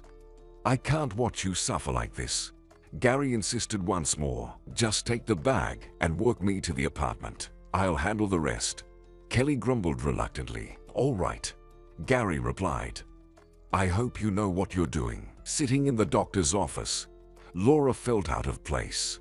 If it weren't for Britt, she would never have gone to the hospital to see Lucas. Why should she care about him anyway? Lucas had emergency surgery. They put in a stent, opened up an artery. Right now, he's in the ICU. Once he stabilizes, they'll move him to a regular ward, the doctor said. How is he? She asked again, glancing at the time absent-mindedly. We've done all we can. Now it's just a matter of praying and hoping Lucas's health holds up, the doctor replied, jotting down a phone number on a piece of paper. This is my number. Feel free to call tomorrow. Thank you. I'll definitely call. I hope Lucas gets better. Laura wiped away a tear. Always hope for the best, the doctor said, handing Laura the paper. As soon as Laura left the office, she dialed Britt's number. Britt, Lucas had surgery. The doctor says he came through it okay. So relax. The doctor gave me his number. We'll call him for updates. The only thing I thought of is that we need to get into his apartment and gather the necessary things for the hospital. His secretary called me earlier, said the keys to the apartment, car, and garage are in her safe. I'll go see her tomorrow. Get the keys, go to the apartment, and gather what we need for the hospital, Britt said. Britt, I thought you were at the hospital. Someone from my old job called and said Lucas was taken to the hospital with a heart attack. Roger hoped to see his wife in tears, but seeing no tears on her face, he was greatly surprised. Why did you come? I'm already feeling terrible, she grumbled, but eventually stepped aside and let Roger into the apartment. Zach immediately jumped into his father's arms. Why? Did you think I'd abandon you in such a tough moment? If you want, go to the hospital, and I'll stay with our son, Roger said, embracing Zach. Mama went to the hospital. Right now, Dad is in the ICU. They're not letting anyone in. Britt, why did you warn Kelly about the pills? I never expected such a betrayal from you, Roger said, offended. And you wanted me to keep quiet. God forbid something happens to your Kelly. I don't want to live with that sin, Britt replied. A heavy silence fell in the room. Britt had no intention of justifying herself to this scoundrel. At that moment, his phone rang. Seeing Kelly's number, Roger glanced at Britt and deliberately declined the call. But Kelly called again. What now? Roger answered. Roger, I'm feeling unwell. Please come over. I'm scared. I'm shaking all over. Kelly barely managed to speak. Are you drunk again? If you're feeling unwell, call an ambulance. What do I have to do with this? Roger replied. When the line went dead with short beeps, Roger realized that Kelly had lost it and hung up. Why is she feeling unwell? Did you make her take the pill after all? Britt asked, squinting. Britt, calm down. Kelly's just acting up, thinking I'll fall for her silly tricks. I gave her the pill as a keepsake. She was planning to flush it down the toilet. What she did with it, I don't know and don't care. Don't clutter your mind with nonsense. Right now, we need to pray for your father's health, not worry about people who drove Lucas to a heart attack. Roger calmly replied. 3 days passed. By 10 in the morning, Britt arrived at the hospital and went straight to her father's attending physician. She had been in constant contact with Cobbin, and last night he informed her that Lucas was doing much better and would be transferred to a regular ward tomorrow morning. Britt stopped by the office, picked up the keys to the apartment from the secretary, then went to Lucas's place and gathered the necessary things. Dad. Lucas lay on the bed, reading messages on his phone. Britt, thank you for not abandoning this old man. A happy smile appeared on his pale face. Britt sat on the edge of the bed, adjusted the blanket, gently hugged and kissed him on the cheek. You look not bad at all. When I was coming here, I was afraid to see a feeble old man. But you're still strong, she exclaimed. Don't mock me. Lucas smiled again. I can't wait to go home. Dad. No. Cobbin warned me that you'll be in the hospital for at least 10 days. Then you'll have to take necessary tests, get a CT scan, and only then will they decide if you can go home.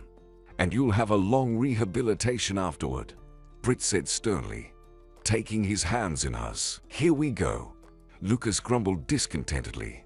Britt, does your husband even help you? How are you and Zach managing? If you need money, you can take it from my safe. You have the keys to the apartment and the code. Britt cut him off. Dad, you are not thinking straight. I have money. As soon as Roger got his settlement, he transferred a good amount to me. So don't worry. Britt reassured him. All right, Lucas said. And also, Britt continued, Mom and I discussed it, and I wanted to take you to my place after you discharged. But Mom decided to take you to her apartment for the time being. How do you feel about that? Britt didn't tell her father what it took to persuade her mother. At first, her mother was strongly against it. I'm fine with that, Lucas said uncertainly, still not believing what was happening. That's good. We've solved one problem. I'll stay with you until noon today, and then Mom will come to you after lunch and bring your grandson, Britt said. Thanks. Britt, I have one more request for you. I don't want to burden you, but tomorrow you'll need to go to my apartment, get the money from the safe, and take it to the head accountant. I'll arrange for someone to accompany you. With a heavy sigh, Lucas waited anxiously for Britt's response. The money was needed yesterday, but who knew he would end up in the hospital? It was fortunate that his new deputy had arranged a payment extension with the supplier. Okay, Dad, Britt replied calmly, unaware that there had been no money in the safe for a long time. After hanging up with Gary, Kelly tossed the phone aside and curled up in pain. The bleeding hadn't stopped for 3 days. Sometimes it came with chills, nausea, and today she felt like she had a high fever, barely able to move around the apartment. Kelly dialed Roger's number again, but as usual, he didn't answer.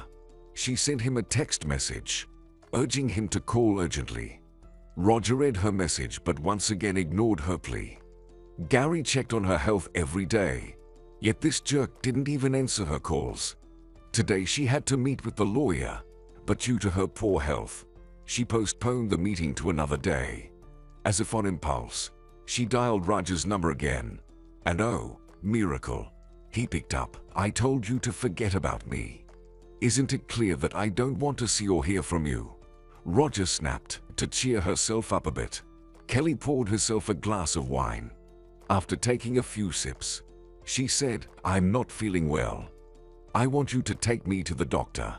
I can't manage without your help, sweetheart. Unlike you, I actually work. I have a child, and my wife is on maternity leave. No one else but me can feed them, that's one thing. Secondly, because of you, I don't have a car now. I left it with my wife. So figure it out without me. Take a taxi. I can buy you a car. No problem. Choose a car. Come to me, and I'll give you the necessary amount," Kelly offered. There was silence on the line. First, this girl did everything to make him hate her, and now she wanted to buy him off. "Did you rob Britt's father?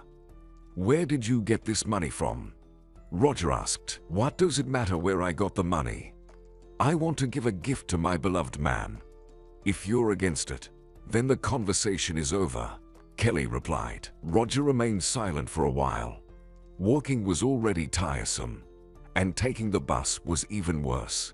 Maybe he could adapt to the circumstances and try to enjoy life a little. "And then you'll pin a robbery on me, in which I didn't participate.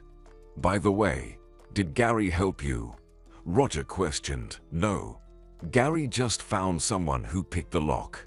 I was alone in the apartment. I've lived there for 8 years, so don't worry. No one will accuse you of a crime you didn't commit.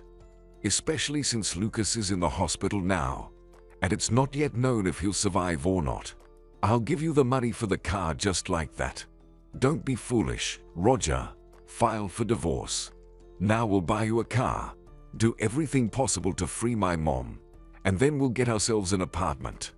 If we don't have enough money, we'll get a mortgage, and we'll leave this apartment to Mom," Kelly explained. Roger looked out the window and drowned in his thoughts. How tired he was of jumping through hoops for everyone. "Okay, you've persuaded me. Get the money ready. During lunch break, I'll go pick out a car. I'll leave work early. Come to you. Take the money. Buy the car.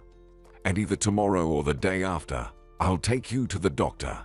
Roger agreed. Hanging up the phone, Kelly smiled for the first time in these days, but literally the next minute, she curled up in pain again. Holding her breath, she clasped her abdomen with her hands. It's nothing. Soon everything would be fine with her. Although they say you can't buy health with money, it's all nonsense. You can buy everything with money, including health. Strange. Where is the money? Opening the safe, Britt couldn't figure out what was going on. Just a few hours ago, her concern was about her son. Zach had thrown a tantrum in the morning, didn't want to stay with his grandmother, didn't want to let her go, clinging to her skirt and crying. But now Britt didn't know how to explain to her father that there was no money in the safe. What if he made a mistake? And if not? Britt closed the safe, went outside, and got into the car. Biting her lip, she looked at her companions with guilty eyes. Her father's deputy and the head of security were silently watching her every move. "Britt, are you okay?" the deputy asked. "No money. The safe is empty. I don't know how to tell my father about this. He shouldn't worry." Britt stuttered in response. "Okay, calm down.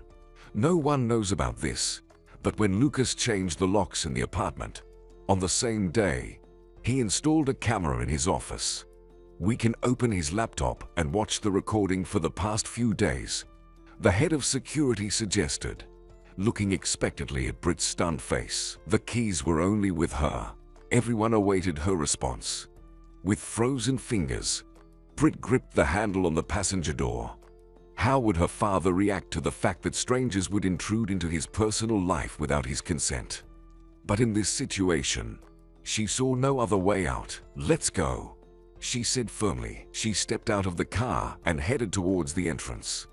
The men followed her. "Britt, do you know where Kelly lives?" the head of security asked, watching as Kelly casually stuffed bundles of money into her bag. Seeing Britt confidently nod, he continued, "Then let's not waste time and go straight to her. Let's not say anything to Lucas for now. First, we'll talk to Kelly, and then we'll decide what to do next." "Who's there?" Kelly asked quietly. "Open up. It's the police." The head of security shouted loudly. "I didn't call the police." "Kelly, open up. It's Britt, Lucas's daughter." Hearing the voice of the person she had hated all her life, Kelly shuddered. "I won't open. Leave. Otherwise, I'll call the police," she said. "Kelly, Lucas' office has surveillance cameras. If you call the police now, you'll dig your own grave and end up behind bars. Open the door," Britt yelled. Kelly opened the door. Barely able to move her legs, she walked into the living room and sank onto the couch. At that moment, she didn't care what would happen to her, to the money, or to Roger. She didn't even care about her own mother. "Where's the money?" Kelly closed her eyes, froze in place, swallowed the lump in her throat. She didn't intend to shed tears over trivial matters, but seeing Britt's disdainful face, she barely held back from breaking down. She glanced at the bag lying casually next to the couch. With a convulsive sigh, she closed her eyes. She hardly felt the pain anymore, only weakness and chills from the fever. Following her gaze, the head of security picked up the bag, unzipped it, and counted the bundles. After ensuring that the money and folders with documents were intact, he turned to Britt. "What should we do with her? Should we immediately hand her over to the police or consult with Lucas first?" "I don't know," Britt shrugged. "Maybe we should call an ambulance for her first. She's burning up and can barely talk." Britt felt ashamed of herself for not feeling an ounce of pity or sympathy for Kelly, even after seeing her condition. "Call an ambulance for me. I really feel terrible. A few days ago, I took a Chinese pill called Baby Kaput. Every morning I woke up hoping to feel better, but I only got worse," Kelly said barely audibly, tears streaming down her face. "I wanted to punish Lucas, to take what rightfully belongs to me and my mom. He treated us unfairly. I want to live like his daughter too, without needing anything." Wiping away her tears, Kelly murmured almost inaudibly. Britt bitterly smiled. If Kelly weren't in this state, she would have told her everything. How she cried when Dad packed his things. How she accidentally saw Dad with his new family at the mall, and then cried for 2 days. Taking out her phone from her pocket, Britt called for an ambulance. Nobody planned to wait for the doctors. Taking the bag, all three headed for the exit. When the doorbell rang, they stopped abruptly, looked at each other in surprise, and the head of security opened the door. "Oh, come in, Roger. Make yourself at home. But don't forget you're a guest here." Tension hung in the air. Pretending to be completely clueless, Roger stepped over the threshold and closed the door behind him. "Roger, just don't say you and Kelly robbed my father together." Seeing her husband, Britt felt a sudden shortage of breath, despite her eyebrows involuntarily rising. Britt managed to smile and then nervously laugh. "Britt, what are you talking about? Kelly called me on the phone, offered to borrow money for a car. I immediately realized she got herself into something again. I came to figure it out." Roger's face flushed as he glared at Kelly. Had she told them everything? The doorbell rang again. It was the ambulance. After listening to Britt, the doctor asked Kelly a few questions, took her blood pressure, and promptly took her to the hospital without further ado. "Roger, you're coming with us," the head of security said. "Did you really think we'd just let you go? We have a lot of questions for you." "Damn," Roger muttered, watching the ambulance drive away. He didn't care about Kelly, but facing his wife was shameful. How had it come to this? The head of security opened the car door. "Roger, get in. Don't be shy." "I don't think I can be of much help to you," Roger said, trying to hide his discomfort. Things had gone too far. So quickly, in fact, that he didn't even have time to realize it. It started with a bit of flirting. Then their relationship escalated before he knew it. He only came to his senses when his wife kicked him out of the house. And now, it had come to the point where he was being implicated in a crime he had nothing to do with. Well, the entire office is buzzing. Everyone's talking about your dismissal along with Kelly's, the head of security said, eyeing him disdainfully. Roger glanced at his wife. Britt was barely holding herself together. Let's not spread gossip. Mind your own business. Anyone can make a mistake, Roger said, lowering his head and smirking. He glanced sadly at his watch. He should have been buying a car right now. Instead, he was sitting in someone else's car, answering probing questions like a guilty teenager.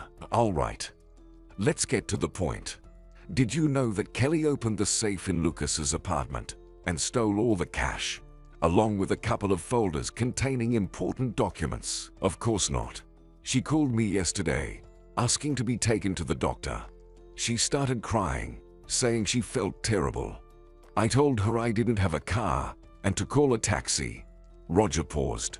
Kelly offered me money for a car. I was surprised and asked where she got the money. She hesitated and didn't give a clear answer. I figured she got herself into another scheme. I came to find out what was going on. If she had confessed to stealing from Lucas today, I would have told my wife immediately, Roger said, shaking his head for effect. Roger, if it comes out that you knew and didn't tell me, I won't let you near our child. And pray nothing happens to Kelly. I know you're the one who gave her that pill, and I'm not going to keep quiet about it, Britt said, sending a chill through Roger. So what? I didn't force her to take it.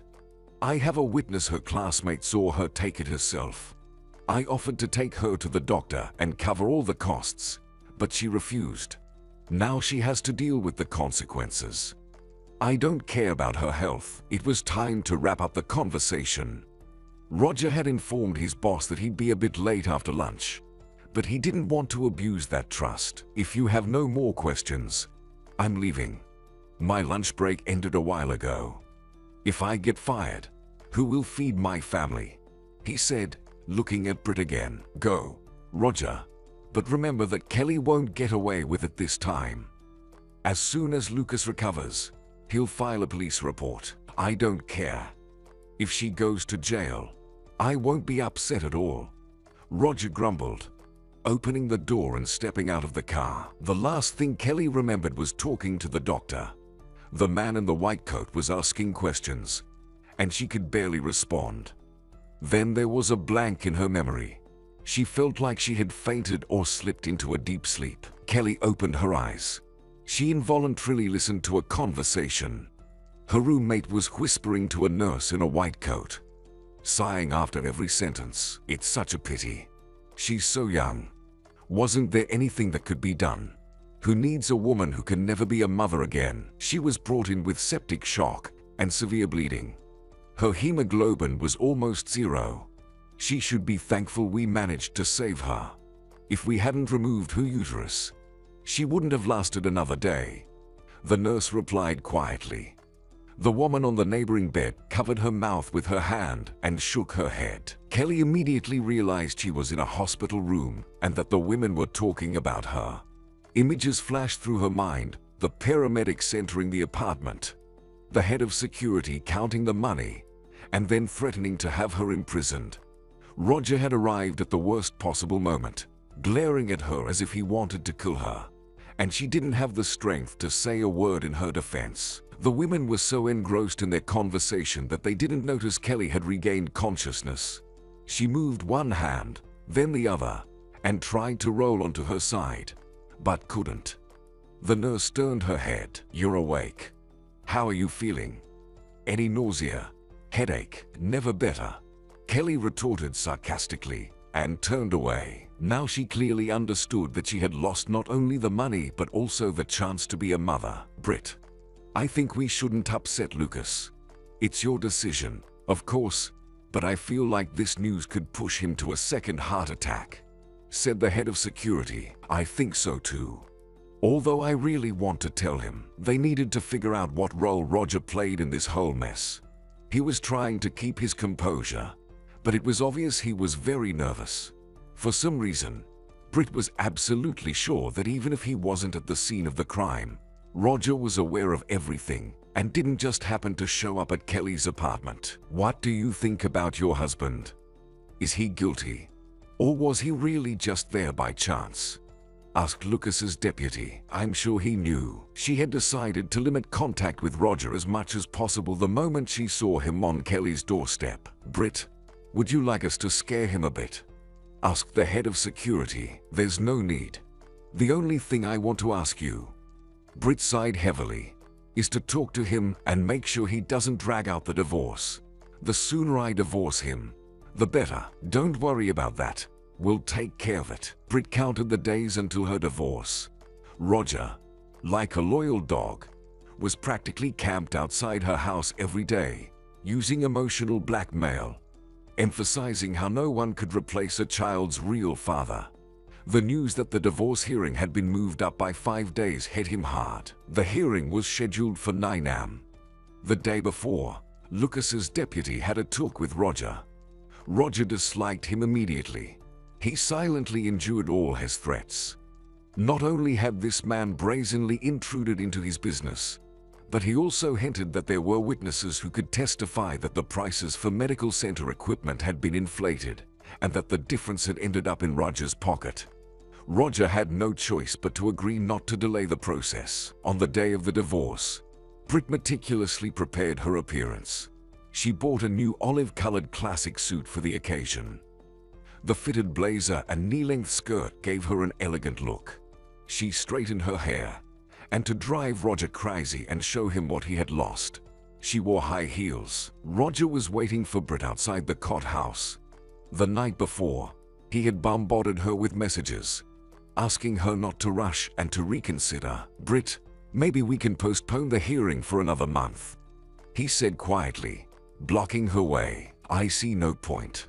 Don't delay the process. You'll find out soon enough what will happen to you. Better not test my patience, Britt said sternly, pushing him aside as she entered the cot house. The hearing went perfectly. The lawyer had prepared all the necessary documents. Despite having a minor child, at both parties' request, the judge did not give them a month for reconciliation. They left the courtroom already divorced. The lawyer smiled and leaned toward Britt. Congratulations. I told you everything would work out. Thank you. Britt smiled back. Seeing Roger's reaction, she barely contained her laughter. He stood a few feet away, watching their conversation with undisguised disdain. Unable to contain himself, he approached them, ignoring the lawyer and addressing Britt. Britt, maybe we should celebrate this. I invite you for a cup of coffee. We have things to discuss, like when I can come over to see our son. Britt sighed heavily and rolled her eyes. If you start coming over too often, I'll have to get people involved again to explain where you shouldn't be. Think about it. What can a father like you teach him? Britt smirked. You can only teach him to cheat, betray, steal, and lie. Let's stick to child support and rare phone calls. Our son is still young. He'll get used to you being gone quickly. Try to take my advice and stay out of trouble. How are you? Did you get divorced? Kelly asked, and Roger, taken aback by her audacity, jumped in place. What's it to you? Roger grumbled discontentedly into the phone. 3 days ago, Kelly had called him. She complained about her fate. She was drunk again, tearfully begged him to come and support her somehow. At first, she blamed him for never being able to be a mother again. She scolded him for slipping her a pill that almost killed her. Then she started cursing the lawyer who took the money and didn't help. Tara got 5 years in prison. And what? Can't I call you anymore? Kelly snorted. Lucas called me, said he'll be here in half an hour. Hearing her words, Roger was speechless with fear. But then he regained his composure. Don't you dare say anything about me. God forbid you embarrass me in front of Lucas again. I don't know what I'll do with you. Use your head. Take the blame for everything. Don't involve me or Gary. Roger challenged, clutching his head. Hello, Kelly. How's life treating you here? Accompanied by the security chief, Lucas entered her apartment. With an undisguised smirk, he looked around, shook his head, and smiled. Kelly noted to herself that he actually looked quite good. Not bad, she forced out. Without further ado, Lucas took out his phone from his pocket. He played a video. Kelly saw how effortlessly she handled the code lock on the safe, took the money, grabbed the documents, glanced around without hurry, closed the safe, and left the room. I hope you understand that this is theft, and thieves belong in jail. Lucas put his phone back in his pocket. You put my mom in jail. Now you're after me. You just can't get over the fact that your former son-in-law chose me. Well, what can you do, Daddy? These things happen in life. She smirked sarcastically. And the money? Well, I returned it all to you. You can delete your video and not waste the police's precious time. Your mother got a sentence for kidnapping a child. It's a pity I spared you and didn't manage to get you and your accomplice locked up as well. I hoped you'd come to your senses. Lucas paused. I foolishly dreamed that after college, I would help you find a job. And what did you do to repay me? Decided I hadn't helped you enough. Got mad at my daughter. Destroyed her family. And what have you achieved in the end? Look at yourself from the outside. There were 2 successful women. They wanted for nothing. And now, one's in prison. The other will be soon. Don't make me laugh. There's no reason to put me in jail. You'd better help free my mother. Buy us a decent apartment, and you won't see us again. Kelly yelled. Believe me, not a muscle will twitch if I send you behind bars alongside your mother. Do you understand that you are nobody to me? Lucas calmly replied, and the security chief raised a thumbs up in agreement. Who helped you open the apartment and gave you the code? Your phone has the details of all my family members. Where did you get them from? Kelly's face turned red. Her eyes went wild, as if someone had just stolen her secret information. Your security service works pretty well, she said sarcastically. Don't bother. I did it all myself. Or do you still not believe in my abilities? You're wrong.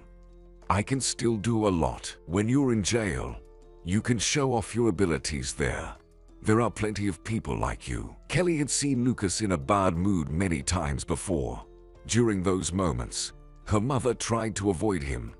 About an hour later, Lucas began to calm down, and the house returned to its peaceful atmosphere. Her mother always said that Lucas was temperamental but reasonable. The main thing was not to bother him at such times.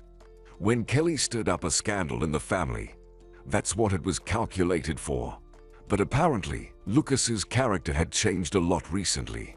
Now she looked at this man and didn't recognize him at all. We're taking her. We'll take her to the station ourselves. I'll write a statement, provide evidence. Let them deal with it. They've annoyed me. If they don't want to live peacefully, let them sit in jail, Lucas said, ignoring Kelly's astonished face. Addressing the security chief. What do I have to do for you to leave me alone? Kelly said, her body shivering with fear that she might end up in jail too. You're telling me everything honestly. Then you write down your statements on paper. You write me a note that you won't come near any member of my family. Only in that case, I might grant you freedom. But it's not certain yet, Lucas said. Panic set in for Kelly. If Lucas didn't hesitate to put her mother behind bars, he surely wouldn't spare her either. But on the other hand, if she disappointed Roger again, he would bury her himself. Lucas, leave me alone. I didn't have any accomplices. I found an ad for a locksmith on the internet, and I found the data on your family members in Roger's diary. While he was taking a shower at the hotel, I snooped, took photos, and then copied them for convenience. I felt they might come in handy. She glanced sideways at the security chief. I wanted to get rich. Get my mother out of jail so that Roger would see me differently, forget about his Brit, and come back to me. I was hurt that after 8 years, my mother and I left you with just one suitcase." There was silence in the room. The men looked at her as if she were nothing. At such a reaction, Kelly began to sob again. "Sit down. Write a sincere confession. Also, write about how you made a deal with Tara and kidnapped my grandson," Lucas said. The security chief took out a pen and a clean sheet of paper. When the confession was written, Lucas spoke again. "You shouldn't have started a competition with me. If I see you again, you'll end up behind bars. Live and fear." The door had long been closed behind them, but Kelly still sat at the kitchen table. She held the pen they left her as a memento and still couldn't believe that she had finally been left alone. "Laura, I'm home." Every time Lucas returned home, he prayed that his ex-wife wouldn't send him to his bachelor apartment. With a pounding heart, he looked at her cold face, trying to gauge her reaction. "Come in. You're a bit late today," Laura calmly replied. And Lucas, relieved, smiled. "Laura, maybe I should permanently move in with you. I feel so good here," he asked. Laura turned sharply. For a couple of seconds, she couldn't find the right words. Then, regaining her composure a bit, she stood up in front of him. "Let's pretend I didn't hear that," she said. "Then I'll keep saying these words until you hear them," Lucas boldly replied. "No." Laura snorted. "Yes." Lucas responded loudly. "Deal with your women first. I already did. Besides you, our daughter, and grandson, I have no one else. By the way, did you forget that I shouldn't be upset?" Laura didn't reply, just made a dissatisfied sound. "Tomorrow, I'll move my things here. Laura, can't you see that I'll never let you go again?" Laura still didn't respond, and Lucas, sighing heavily, said, "Laura, accept it. I'm not leaving from here now." Looking at Lucas with a surprised look, Laura silently shook her head. "Lucas, let's revisit this conversation when you're feeling better," Laura said, avoiding his gaze. "Okay.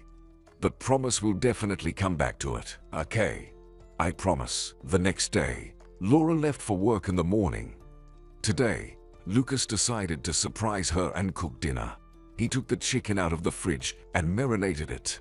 An hour and a half before Laura's arrival, he put the chicken in the oven. While the chicken was cooking, he chopped fresh vegetable salad. And when everything was ready, he approached the window. A car stopped near the entrance. For about 5 minutes, no one got out. And when the passenger door opened and Laura appeared on the street, Lucas instinctively grabbed his aching heart. As Laura was climbing up, Lucas managed to wind himself up. Unpleasant images flashed before his eyes, making his heart clench, and a nervous tremor ran through his body. Hearing the squeak of the door lock, his legs carried him to the hallway. "Who gave you a ride?" He tried to speak calmly, but it didn't come out well. Biting her lip, Laura looked surprised at his irritated face. "An acquaintance." "And does this acquaintance often pick you up from work?" Lucas decided he wouldn't calm down until he knew the truth. "What does it matter?" "Lucas, it's none of your business.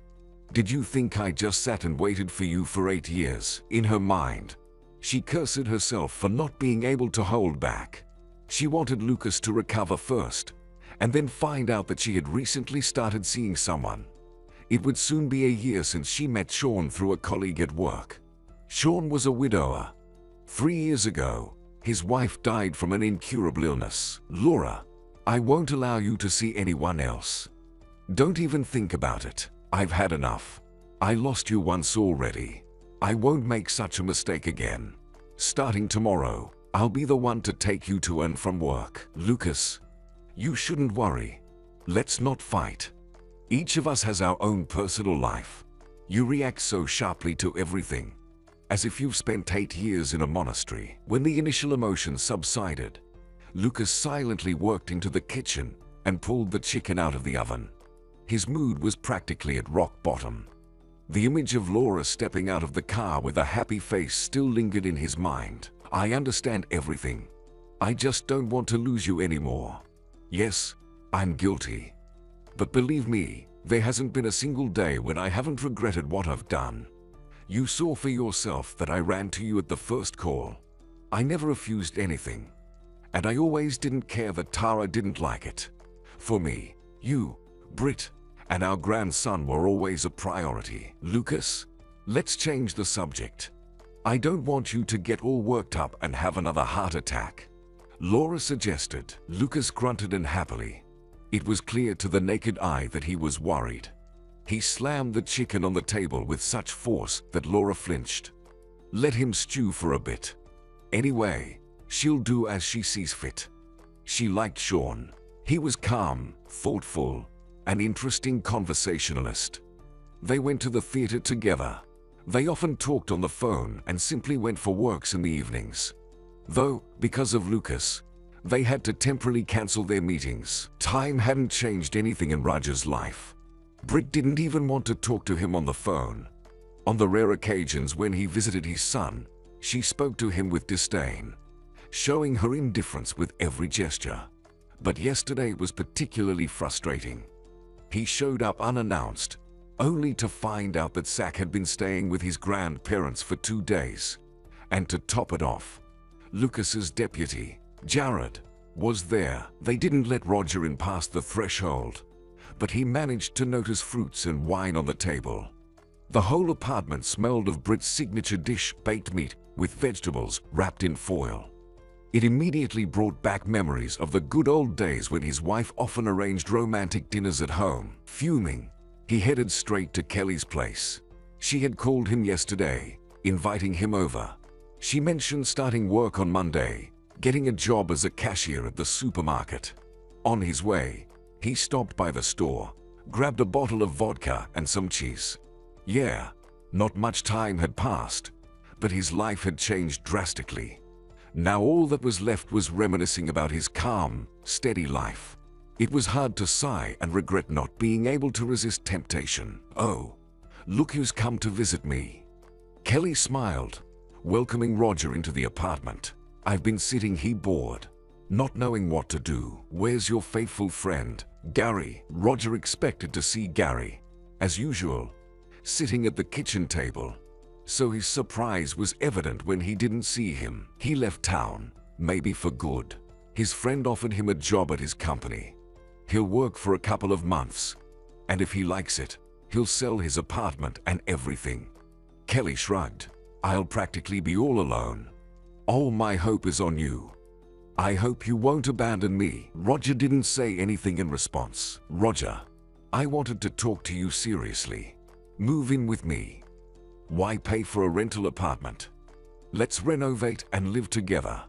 I promise I'll change and be the best wife," Kelly said. Kelly knew Roger had been avoiding talks about this topic intentionally. His silence now made her feel uncomfortable. But she wasn't about to deviate from her goal. "How can I live with you if you can't even properly clean your apartment?" He poured himself a shot of vodka and downed it. The haughty face of Britt was still in his mind. He imagined Jared enjoying the baked meat with vegetables, washed down with expensive wine. "You're a fool, Roger. I'm offering you the most optimal option. If you don't want to get married, that's fine. I'm okay with just living with you. Think about it. You're not losing anything at all." Roger sighed heavily again. Moving in with Kelly wasn't part of his plans. Until today, he still held on to hope of winning back his wife. But after seeing her with Jared, he realized the dream was futile. And what did he have to lose by moving in with Kelly? Nothing. Maybe he should really consider her advice and move in. "All right, you've convinced me. Once you've done a deep clean of the house, give me a call. I'll gather my things and move in with you. But on one condition. I'm not getting married anytime soon." Lucas lay in bed, staring at the ceiling and lost in thought. Right now, he felt closer to his goal than ever before. He comforted himself with the hope that not all was lost. If 8 years ago he missed his second chance, he wouldn't let it slip away now, no matter what. Sleep eluded him. "Why are you up so early?" Laura asked, surprised. As he entered the kitchen, she hadn't slept well either. The conversation with Lucas somehow kept replaying in her mind. And then Sean sent her a text message, suggesting they meet tonight and take a walk in the park. Because of Lucas, she had to decline again. "I said I'll be taking you to work and picking you up from now on," Lucas calmly replied. Lucas had never considered himself a jealous person, but seeing another man next to Laura made him realize he had possessive instincts. And that wasn't the worst part. The fear came from Laura talking about him with such warmth. Added to the jealousy was the realization that she felt comfortable and interested with him. She liked him. Perhaps she even had some feelings for him. But Lucas wasn't going to allow that. "Lucas, stop obsessing over this. Just calm down and focus on your health," Laura said, pouring water into the kettle and placing cups on the table. Lucas took out the sandwiches. "Laura, this isn't up for discussion. I'll drive you," Lucas replied calmly. "Fine. Let it be your way," Laura conceded. After Lucas dropped Laura off at work, he immediately called Britt and asked to come over. Giving his a surprised look, Britt shook her head. "Dad, why do you look so pale? Did something happen? Did you have a fight with Mom?" she asked anxiously. Yesterday, when she had picked up Zach, her father looked much better. But today, she didn't recognize him. "Something unpleasant happened," he said, sinking into the armchair. "Did you know Mom has a boyfriend?" "Well, Mom said she met a man. They're just good friends. Sean is an interesting conversationalist. They have things to talk about," Britt said, holding Zach. "Do you know where I can find him?" "No, I don't. I never cared about where he lives. All I know is his name is Sean Karen. His wife died 3 years ago." "Why do you ask?" Britt stood up, placing Zach on the carpet. "For starters, I want to talk to him and make sure he stays away from my woman. Laura is not for him. He shouldn't even dream about it. I hope you're on my side." Lucas watched his daughter's reaction carefully. He looked at her with an impassive gaze, and when he heard her response, he was shocked. "Dad, don't be offended, but I won't help you with this. Of course, I'd like you two to be together, but I won't go against Mom. Like it or not, you have to accept her choice." 1.5 years passed. "Roger, you're a good employee, but unfortunately, we'll have to let you go. Think about it, who would keep an employee who practically comes to work hungover every day? I've warned you already. You held out for a month, but yesterday, you slipped again," the manager said. Overcoming his headache, Roger stood in the manager's office, staring blankly ahead. At that moment, he couldn't care less whether they kept him or fired him. Let them do as they pleased. Last night, he hadn't intended to get drunk. He came home from work, took a warm shower, and just waited for Kelly to come home. When there was still an hour until her arrival, he got bored and called an old colleague. At first, their conversation was about nothing in particular. Then he mentioned that Britt had started working in the analytics department. And then he began detailing how Deputy Lucas couldn't keep his hands off Britt. He emphasized several times that they often came to work together, had lunch together, chatted during breaks, and often left together too. Naturally, hearing such news, Roger's hands shook instantly. His mood soured immediately, and he felt the immediate urge to drink. "Fine, I've heard you. I'll write my resignation letter right now. If you have no further questions for me, I'll be going," Roger said, refusing to humiliate himself. Lucas pondered for a long time whether he should listen to his daughter's words. Honestly, he didn't expect such a reaction from her. He had tried several times to have a serious conversation with Laura. He clutched his heart, theatrically fell to his knees, begged for another chance. But Laura seemed not to hear him, or perhaps she didn't want to. Then he changed his behavior, started going for walks with Laura and Sean, even went to the theater with them a couple of times. He hoped that Sean would get tired of it and stop inviting Laura on dates. But Sean turned out to be very persistent. He started visiting more often, giving Laura small souvenirs that she was absolutely delighted with. 6 months passed, and one fine day, Laura hinted that Lucas should start getting ready to move back to his bachelor apartment. Once again, he had to comply. No matter how hard he tried, he couldn't win her favor. Now all he could do was watch from the sidelines as his ex-wife lived her life, blame himself and regret betraying her trust. When rumors reached him that his daughter had started dating Jared, Lucas was very surprised. He immediately started keeping an eye on him, even secretly hired a private detective.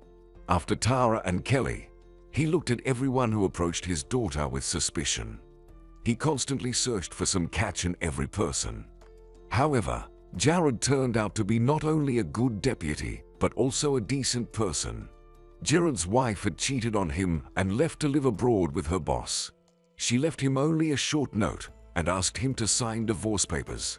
They didn't have children, and she didn't claim any property. All this time, Jared took good care of Britt, winning her affection. Lucas immediately noticed that his daughter had fallen in love again. She fluttered around the office like a butterfly. He tried not to interfere with his advice. He hoped that his daughter wouldn't rush into marriage, but it turned out that the wedding would be soon. Yesterday, Laura called him and informed him that Britt was expecting a baby. Jared had already proposed, and the engagement ring was already on their daughter's ring finger. Laura boasted that she and Sean had already been shopping yesterday, picking out outfits for the wedding. Well, let Laura go to the wedding with her Sean, and he would go alone.